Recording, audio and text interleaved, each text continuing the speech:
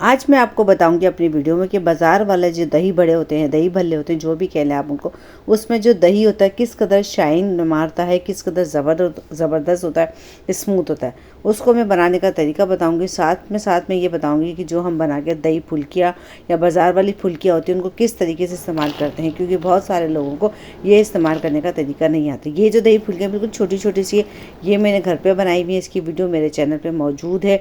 Video आए हुए काफ़ी अर्सा हो गया, मैं इसको लिंक दे दूँगी, आप देख लीजिएगा। और जो दूसरी फुल्कियाँ हैं, ये बाज़ार की फुल्कियाँ, ये हमें गिफ्ट आई थी, तो मैंने सोचा ये भी तरीका आपको बता दूँ। जो मेरे घर वाली फुल्कियाँ हैं उसके अंदर मैंने गर्म पानी डाल के सिर्फ 1 मिनट के लिए मैंने भिगोया था, तो वो हो गई थी बिल्कुल सॉफ्ट, क्योंकि बहुत छोटी छोटी सी बनाई हुई थी। और जो बाज़ार वाली फुल्कियाँ हैं वो काफ़ी बड़ी होती हैं, तो उसके अंदर मैंने गर्म पानी डाल के उसको कम से कम 10 से 15 मिनट के लिए मैंने भिगो दिया था, तो वो बिल्कुल सॉफ्ट हो गई थी। ये इसको इस्तेमाल करने का बहुत ही आसान सा तरीका है। फिर दही बड़े ये फुल्कियाँ जो भी है उनको एक छलनी में डाल के हम छान लेंगे कि अच्छे तरीके से उसको पानी निकल जाए। और जो छोटी वाली उसको मैं तो हाथ से दबा के निकाल लिए थे आराम से, क्योंकि ये बहुत सारी थी और देर हो रही थी मुझे। अब आते हैं असल रेसिपी की तरफ कि किस तरीके से आप अपने दही को शाइनिंग वाला स्मूथ बना सकते हैं। तो हमने क्या लिया है, 3 बड़े चमचे कॉर्नफ्लोर के लिए हैं और उसके हमने डाल दिया है 1.5 गिलास पानी का, और उसको अच्छे तरीके से हमने मिक्स कर लिया है।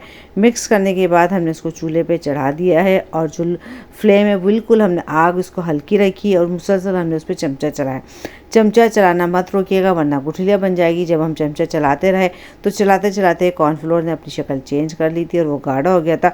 अब हम कर देंगे चूल्हा बंद। अब हमें इसको करना है ठंडा। ठंडा करने के लिए आप ये कर सकते हैं, या तो नीचे ठंडा पानी रख दें, या फिर आप इसको चमचे से ठंडा कर दें, या पंखे के नीचे रख देंगे, ठंडा हो जाएगा। बस इसको आप वैसे ठंडा करेंगे तो इसका एक अजीब सी पपड़ियाँ सी जम जाएंगी। चलो जी, कॉर्नफ्लोर हमारा ठंडा हो गया। अब आते हैं अगले स्टेप की तरफ। अब हम क्या करेंगे, जो कॉर्नफ्लोर का मिक्सर हमने तैयार किया था उस पर हल्की सी पपड़ी आ गई थी मेरे, तो मैंने इसको सबसे पहले छन्नी की मदद से छान लिया। छानना ज़रूरी है, अगर आप नहीं छानेंगे तो वो पपड़ियाँ आपको दही में तंग करेंगी। अब एक और अहम टिप भी साथ साथ बताती जाती हूँ। अगर आपका दही खट्टा है तो उसको मीठा करने के लिए आप उसके अंदर क्या कीजिएगा, अगर आधा किलो दूध दही है तो उसके अंदर आधा कप या आधा ग्लास या जो भी आप उसके अंदर दूध डाल दीजिएगा। ठंडा दूध डालीजिएगा, फ्रिज वाला ही भले रूम टेम्परेचर का, पर गर्म दूध मत नहीं डालिएगा। दूध को भी हमने अच्छे तरीके से छान लिया। अब इसके अंदर हम डाल देंगे दही, क्योंकि इससे क्या होगा, दूध डालने से दही हमारा हो जाएगा मीठा।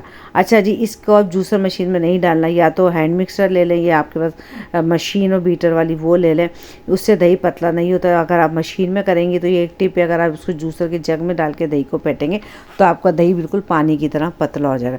अच्छे तरीके से दही को मैंने मिक्स कर लिया, तो आप देखिए दही की शाइन कैसी ज़्यादा हो गई और दही बहुत ज़बरदस्त हो गया। और इस मदद से हम दही को बढ़ा भी सकते हैं, हमारा दही बढ़ जाता है। अब हमने इसके अंदर हिसाब से नमक डाल दिया, जितना नमक आप खाते हो उस हिसाब से डाल सकते हैं। मैंने 1 चमचा नमक डाला है। नमक डालने के बाद फिर हम इसको अच्छे तरीके से मिला लेंगे। दही बन के हमारा रेडी हो गया है। इसकी शाइनिंग तो देखिए क्या ज़बरदस्त बनी है। मुझे कि ना आपको ये तरीका बहुत ज़्यादा पसंद आ रहा होगा, और मैंने इसका इतनी सारी जो टिप्स भी दी है वो भी आपको ज़रूर पसंद आ रही होगी। अब कोई भी अच्छा सा खूबसूरत सा बाउल ले लें, प्लेट ले लें, जिसमें आप इसको सर्व करना है वो ले लें। उसके अंदर हमने डाल दिया फुल्कियाँ, और फुल्कियों के ऊपर हम डाल देंगे मसाला। पहले मैंने डाली ग्रीन चटनी। ग्रीन चटनी की रेसिपी चैनल पे मौजूद है, आप जाके देख सकते हैं, लिंक मैं आपको दे दूँगी। उसके बाद मैं इसके अंदर डालूँगी मीठी चटनी। अगर मीठी चटनी आप पसंद करते हैं तो डालें, अगर नहीं पसंद करते तो नहीं डालें। इमली की मीठी चटनी की रेसिपी भी चैनल पर मौजूद है। अब हम डालेंगे चाट मसाला। चाट मसाले की रेसिपी भी चैनल पे मौजूद है, आप जाके देख सकते हैं। और अब हम डालेंगे इसके अंदर चिली फ्लेक्स का। अच्छा, आप कहेंगे चाट मसाला मैं बाज़ार का डाल, जी नहीं, वो फलक के फ्राइज़ के मसाले की खाली डिबिया है।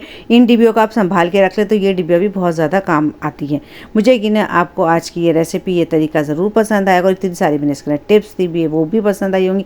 अगर पसंद आई है तो लाइक शेयर कमेंट कर दीजिएगा। चैनल पर नए तो सब्सक्राइब करके बेल आइकन प्रेस कर दें, ताकि आने वाली नई वीडियो का नोटिफिकेशन आपको बआसानी मिल सके। फिर मिलेंगे, जब तक के लिए अल्लाह हाफिज़। मुझे अपनी दुआ में ज़रूर याद रखा करें।